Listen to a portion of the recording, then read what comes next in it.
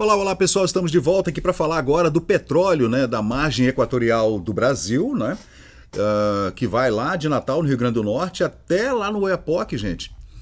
Lá no Amapá, divisa com a Guiana, né?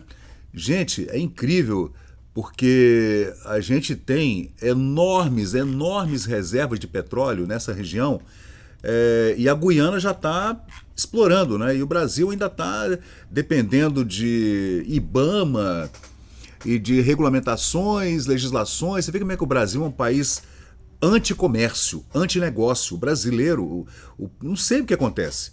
É uma coisa estranha. O Brasil parece que ele não gosta de ver as pessoas fazendo negócio. Ou assim, tem uma elite que quer fazer negócio por conta própria, sozinha, sem dividir porra nenhuma com ninguém, né? A ideia é essa, né, gente? É incrível como é que a gente é atrasado nesse aspecto. Isso aconteceu, por exemplo, durante a ditadura militar, o governo militar, até o Collor assumir em 1990, que nós tínhamos várias barreiras protecionistas e que impediam que produtos viessem de outros países. Né? Me lembro de uma entrevista do Guilherme Arantes no programa do Jô, quando o Guilherme Arantes falou sobre uma importação de um piano de cauda. Ele queria importar um piano, porque o Guilherme Arantes é um cantor, compositor, toca piano, né? E ele queria trazer um piano de cauda, não me lembro qual era a marca do piano, mas era um piano que vinha da Europa, não tinha no Brasil. E ele não podia fazer a importação, ou a importação era cara pra cacete, imposto. Sei lá, se o piano custasse 1.000, ele ia sair por 1 milhão para ele trazer a porra do piano pra cá. Aí, sabe qual era a desculpa da época? Isso foi, sei lá, em 1989, por aí, né? O Jô Soares ainda fazia o programa no SBT. Aquele programa de entrevista no SBT. Jô Soares 11h30, eu acho que era, né? Sei lá. E o Guilherme Arantes falou que a desculpa estatal, né, burocrática, é que havia similar nacional. Similar nacional. Ele queria comprar um piano Steinway Sons, um piano daquele maravilhoso, feito com aquelas madeiras europeias, né, aquela coisa incrível, aquele piano maravilhoso, sei lá qual era o piano. Ou até se era um Yamaha, não sei. Mas era um piano, não era Yamaha não. Era um piano daquele tradicional de cauda. O Brasil não fazia piano de cauda, gente, nos anos 80. Fazia lá atrás, antes, na década de 20 e 30 até tinha, né? Esses luthiers que faziam pianos antigamente, mas não tinha, gente. E a desculpa era essa. É um país que não é afeito a negócio. E as bacias que a gente está vendo aí são as bacias de Potiguar, a bacia do Ceará, a bacia de Barreirinhas do Maranhão.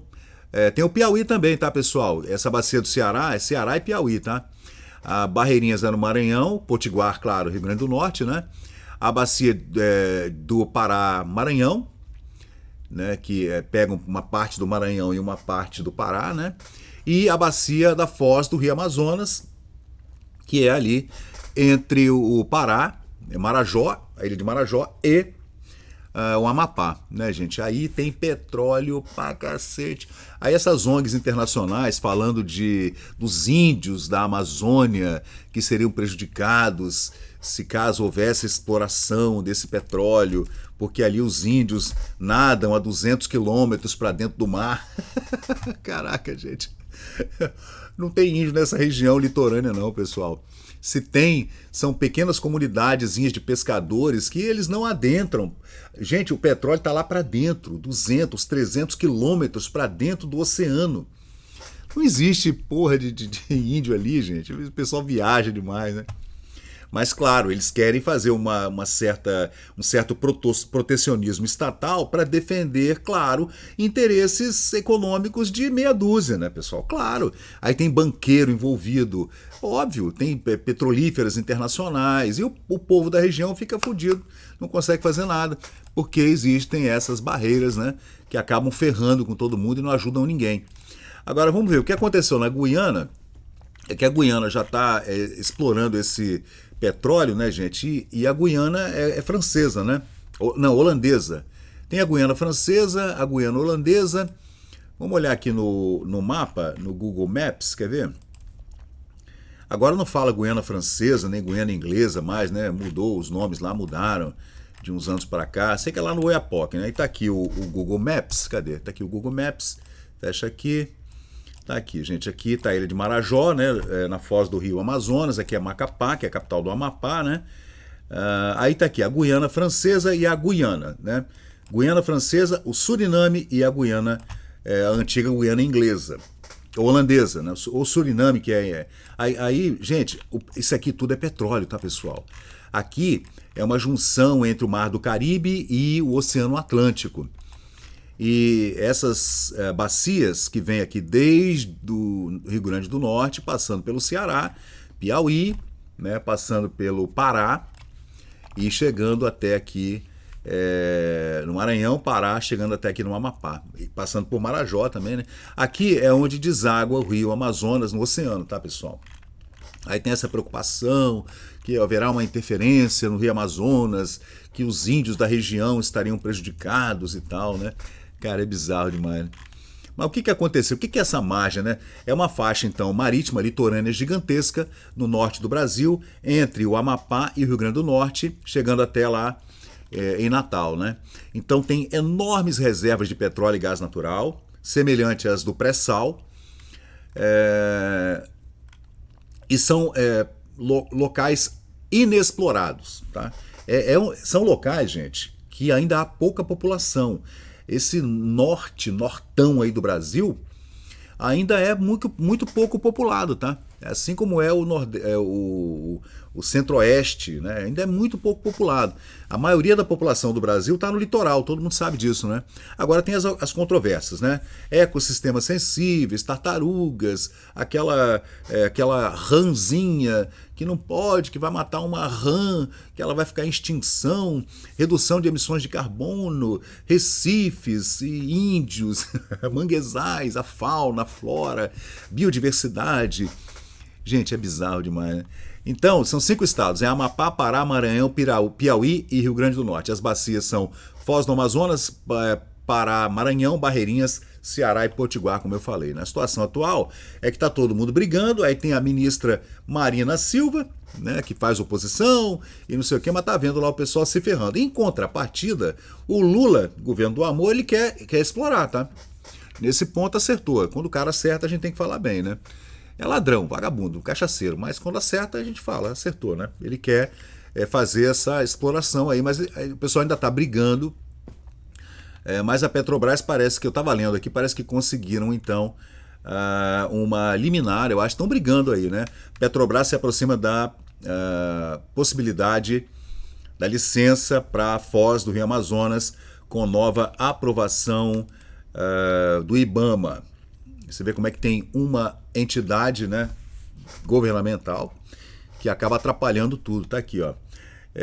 O IBAMA aprovou nessa segunda-feira, dia 19, ontem, né, o conceito do Plano de Proteção e Atendimento à Fauna Oleada, PPAF, apresentado pela Petrobras como parte do Plano de Emergência Individual, PEI, para a atividade de pesquisa marítima no bloco FZA-M59 na bacia do Amazonas, né? Isso já são preparações para uma possível exploração para ver onde é que está esse petróleo, porque o petróleo, gente, do Espírito Santo, Baía de Campos, no Rio de Janeiro, é um petróleo que já está chegando naquela curva lá, que eu esqueci agora o nome da curva. Quem saca muito é aquele menino lá, o gordão do foguete, como é que chama ele? Esqueci agora. Lá do Flow, que ele é especialista em petróleo, né? E ele fala que o Brasil está chegando já no ápice da exploração aqui na bacia de Campos e Espírito Santo, né? E começa a descer. E você não pode deixar descer essa curva de produção de petróleo. Você já tem que ter outra exploração já em andamento, senão pode haver desabastecimento, e aí é um problema sério econômico, né? Aí todo aquele investimento da Petrobras pode ir por água abaixo, porque você deixa aquela produção de petróleo. O Sérgio Sacani é que fala isso, você não pode deixar. Quando está chegando no pico da exploração de um poço de petróleo, você já tem que ter outro começando a produzir. Senão pode dar merda, né? E esse plano é feito aí pela Petrobras, pelo IBAMA, né? Planos de contingência, o que poderia acontecer num possível acidente, como já aconteceu com Exxon Valdez e outros acidentes enormes, com navios petrolíferos e plataformas que explodem, aquela coisa que afundam. É raro de acontecer. Até porque a Petrobras é uma das maiores empresas do mundo de exploração de petróleo no mar, né? Então, a gente tem bastante confiança nessa experiência de tantos anos da Petrobras, né, pessoal? E como é que ficou o PIB lá da Guiana, né? Em 2023, o PIB da Guiana, que foi o primeiro país a explorar esse troço, era de 17 bilhões de dólares. Em 2024, teve um crescimento de 43% e o PIB, por conta do petróleo, né, da Guiana, foi para 25 bilhões de dólares. E a projeção para esse ano ainda é de aumentar mais ainda, tá, pessoal? E a renda per capita, eu estava vendo a renda per capita aqui, gente. A renda per capita é baseada nessa, que a Guiana, a economia era baseada em agricultura, mineração e pesca. Era um país pobre, um dos mais pobres da América Latina era a Guiana, tá, pessoal? Vou colocar aqui para vocês, cadê?